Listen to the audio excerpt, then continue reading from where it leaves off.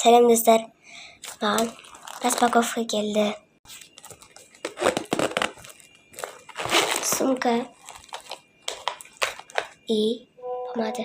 Осындай помада болады екен ғой, домалақ. Мен енді көрдім бұндайын, бірақ мынандай болған.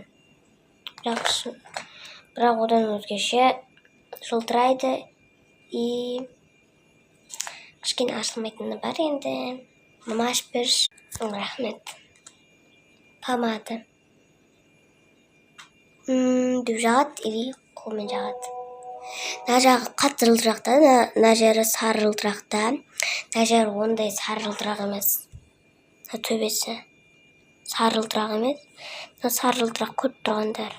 Дәу жылтырақ сары. И ішіне өзімнің бұрынғы косметикаларын бір қабырғанда тез бояну саласында. Жаңа көрсеткенім осы. Сап-сары. Бұл распаковка емес. Распаковкадан келген заттар көп емес негізі. Төртеу ма сондай. И мынау бұрындағы косметика. Бұрындағы емес енді. Ай болып қалды енді, ай. Бір жаққа барғанда тез бояна саласың. Кішкентай заколка. Лак. Негізі әппақ болып жағады. Жағы помада ішіне салып қойған екен. Ішінде бұндай қазылып.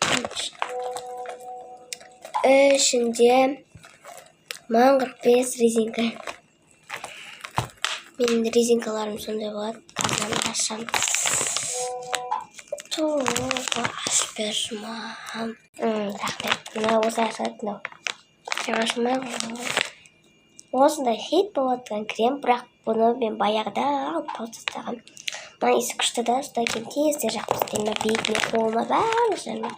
Мына енді таусылмаған, бірақ таусылайын деп қалған. Мұжылған. Мына мен бірге ғой. Осы бірге. И мына лак распаковка. Бұл жерде распаковка заттарды қазір көрсетсем. Бояп алдым уже. Мен спрейімді алып келейінші. Міне, душтан кейін себетін шашқа спрей. Міне распаковкадан келген заттар. Мына сумканың іші сапасы күшті екен, матасы сапасы күшті екен. Ал распаковкадан келген заттарды көрсеттім. Пока.